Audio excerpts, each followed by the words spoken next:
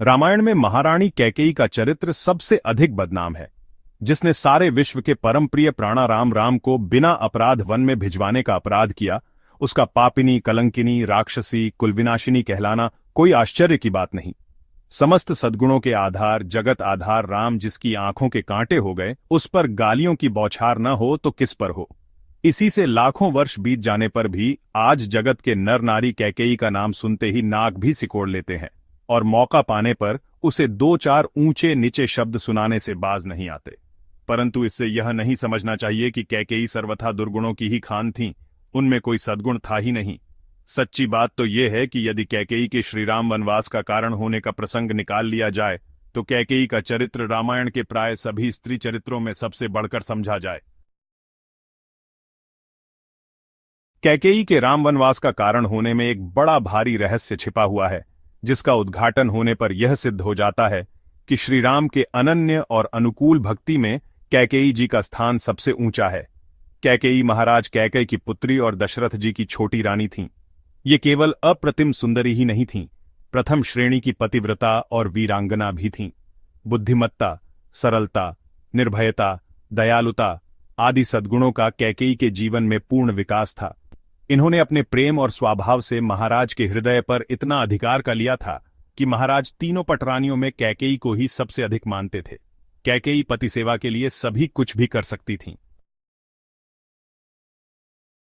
दक्षिण दिशा में दंडकारण्य में वैजयंत नामक एक प्रसिद्ध नगर है, जहां तिमिध्वज असुर रहता था, जिसका दूसरा नाम शंबर विख्यात था। वह महासुर सैकड़ों प्रकार की माया जानता था।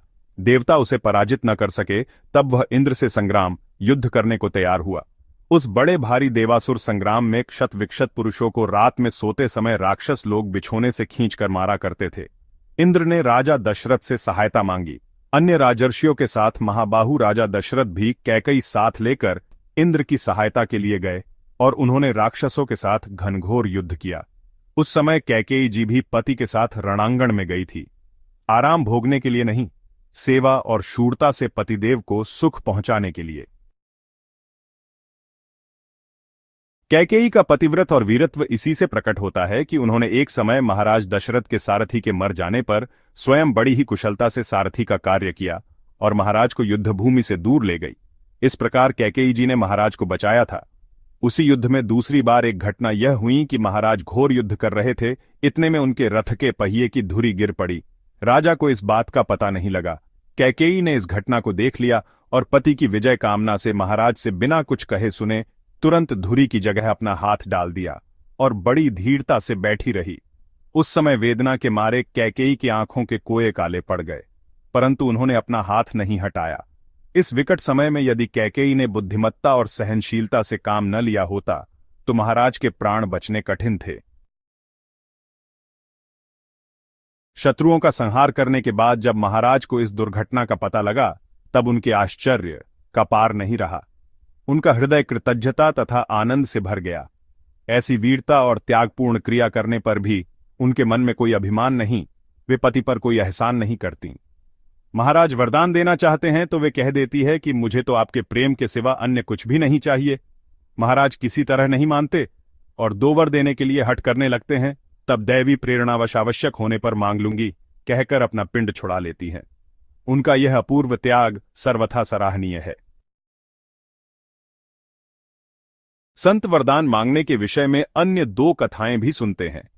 पहली, दशरथ महाराज की उंगली में विस्फोटक नामक रोग हुआ, जिसमें बड़ी जलन होती थी। उन्हें यह झांत हुआ कि यदि कैकेयी के मुंह में उंगली रहे तो उसमें जलन न होगी।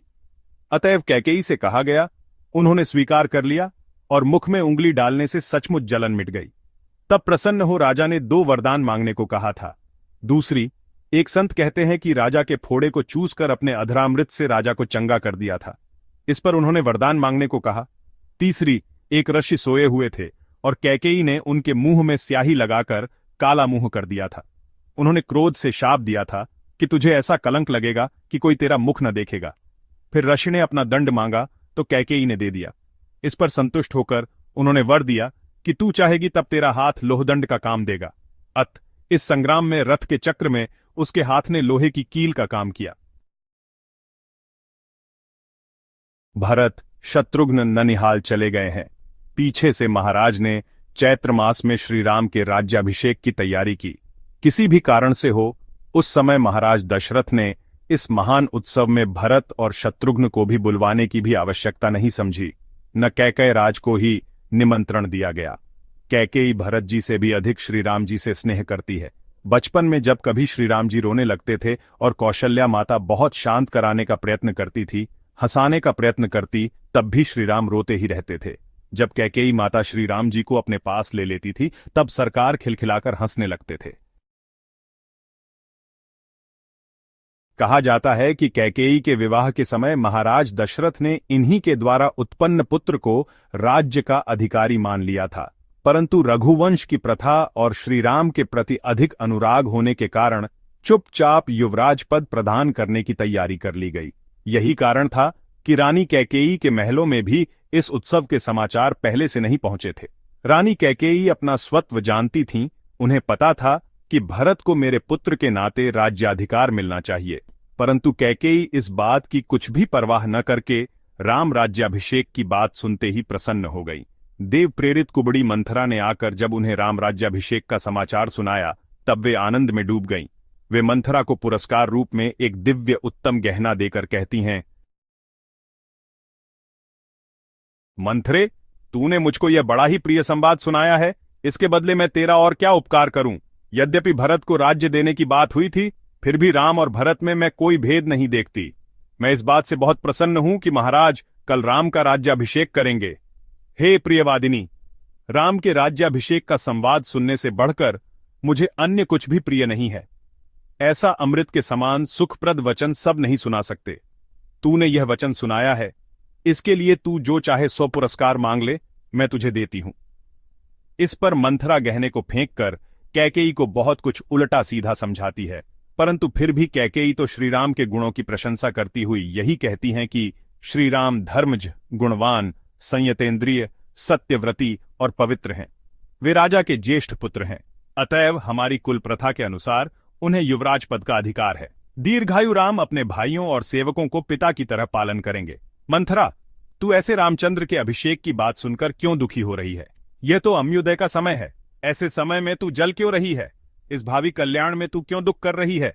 मुझे भरत जितना प्यारा है, उससे कहीं अधिक प्यारे राम हैं, क्योंकि राम मेरी सेवा कौशल्या से भी अधिक करते हैं। राम को यदि राज्य मिलता है तो वह भरत को ही मिलता है, ऐसा समझना चाहिए, क्योंकि राम सब भाइयों को अपने ही समान समझते हैं। इस पर जब मंथरा महाराज दशरथ की निंदा करके कैकेयी को फिर उभारने लगी, तब तो कैकेयी ने बड़ी बुरी तरह उसे फटकार दिया।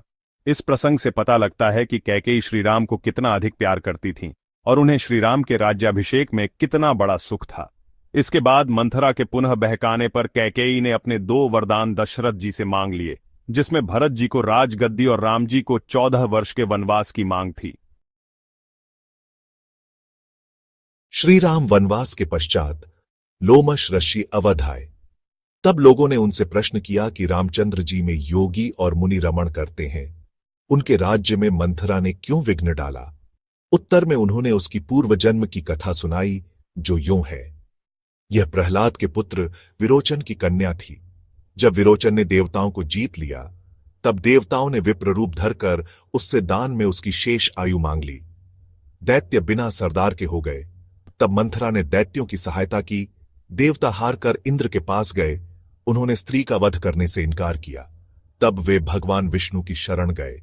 वे शस्त्र धारण किए हुए समर भूमि में आए और इंद्र को उसके मारने की आज्ञा देते हुए कहा कि पापिनी आततायिनी का वध उचित है। आज्ञा पाकर इंद्र ने वज्र चलाया। वह चिल्लाती हुई पृथ्वी पर आ गिरी। कुबड़ निकल आया। घर पर सबने उल्टे उसी को बुरा भला कहा। मंथरा पीड़ा से व्यथित, क्रोध में भरी रोती बबराती हुई कि विष्णु पापात्मा है, हमको इंद्र से मरवाया। पहले भृगु की स्त्री को मारा, फिर वृंदा को छला, नृसिंह हो प्रहलाद के पिता को छला। इसी तरह सदैव कपट व्यवहार करके देव कष्ट को दूर किया करते हैं। उसी दशा में मर गई। मरते समय विष्णु भगवान और असुरों से बदला लेने की वासना रही। इससे वह दूसरे जन्म में कैकेयी की दासी हुई। उस पुराने वैर निकालने के लिए उसका जन्म हुआ, क्योंकि उसने मरते समय मन में इच्छा करी थी कि भगवान ऐसी जगह जन्म दें कि उनके समीप रहकर उनके कार्य में विघ्न डालूं। मंथरा नाम पड़ा क्योंकि यह पूरी मंथर है, 3 जगह से टेढ़ी है और मंदबुद्धि है। एक संत लिखते हैं कि एक बार कैकेयी जी के पिता ने शिकार करते समय एक मृग का वध किया। तब उसकी मृगी रोती हुई अपनी माता के पास गई। उसने सब वृत्तांत सुन राजा के निकट आकर कहा कि यह मेरा जामाता है, तुम इसे छोड़ दो, मैं इसे जीवित कर लूंगी, कारण कि मैं यक्षिणी हूं, मेरे भय से यह निर्भय फिरता है। राजा ने यह वचन सुन उसको तलवार मारी। तब उसने मरते समय कहा कि राजन, जैसे तुमने मेरा प्राण लिया, इसी प्रकार मैं तुम्हारे जामाता का प्राण लूंगी। वही मृगी यह मंथरा हुई। यह कथा कहां से ली गई है उस बात का पता नहीं है। एक बार नारद जी चक्रवर्ती महाराज दशरथ के पास आए और उनसे राजा कैकेयी की लड़की कैकेयी की सुंदरता की प्रशंसा करते हुए बोले कि उसकी हस्तरेखाओं से सिद्ध होता है कि वह एक बड़े तपस्वी धर्मात्मा पुत्र की माता होगी, इससे विवाह कीजिए, पुत्र होगा। अब राजा को चिंता हुई कि उससे विवाह क्यों कर हो। धात्री योगिनी ने इसका बीड़ा उठाया। योगिनी ने केकय देश में आ कैकेयी का अपने ऊपर विश्वास जमा उससे दशरथ महाराज के रूप, तेज, बल, ऐश्वर्य की प्रशंसा की और उसको रिझा लिया। इस बात का समाचार जब राजा केकय तक पहुंचा तब उन्होंने सभाएं गर्याचार्य इत्यादि मुनियों से सम्मति ली। गर्गजी महान ज्योतिष के झाता थे। उन्होंने रावण के वध की भविष्य कथा उनको सुनाई। तब केकय राज ने गर्गजी के द्वारा चक्रवर्ती महाराज दशरथ के पास यह संदेश भेजा कि यदि आप यह प्रतिज्ञा करें कि कैकेयी का पुत्र राज्य का उत्तराधिकारी होगा तो फलदान कर दिया जाए। राजा यह समाचार सुन सोच में पड़ गए। वशिष्ठ आदि को बुलाकर सम्मति ली। वशिष्ठ जी ने सलाह विवाह कर लेने की दी, यह कहते हुए कि अभी उसकी चिंता क्या करना, पुत्र धर्मज होगा, इससे वह कोई अड़चन न डालेगा। अतएव ब्याह हुआ और मंथरा दासी कैकेयी के साथ अवध आई।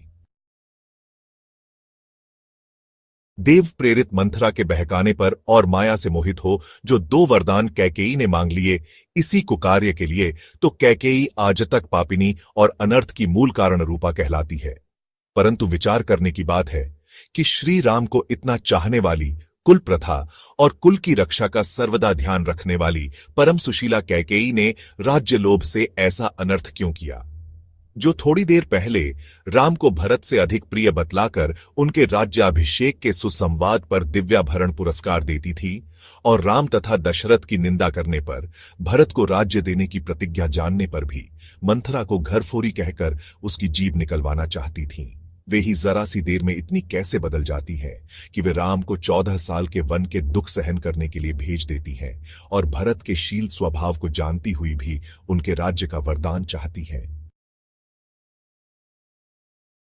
इसमें रहस्य है। वह रहस्य यह है कि कैकेयी का जन्म भगवान श्री राम की लीला में प्रधान कार्य करने के लिए ही हुआ था। कैकेयी भगवान श्री राम को परब्रह्म परमात्मा समझती थी और श्री राम के लीला कार्य में सहायक बनने के लिए उन्होंने श्री राम की रुचि के अनुसार यह जहर की घूंट पी थी। यदि कैकेयी श्री राम को वन भिजवाने में कारण न बनती तो श्री राम का लीला कार्य ही संपन्न न होता, न सीता का हरण होता और न राक्षस राज रावण अपनी सेना सहित मरता। श्री राम ने अवतार धारण किया था दुष्कृतों का विनाश करके साधुओं का परित्राण करने के लिए। दुष्टों के विनाश के हेतु की आवश्यकता थी। बिना अपराध मर्यादा पुरुषोत्तम श्री राम किसी पर आक्रमण करने क्यों जाते। आजकल के राज्य लोभी लोगों की भांति वे जबरदस्ती परस्वापहरण करना तो चाहते ही नहीं थे।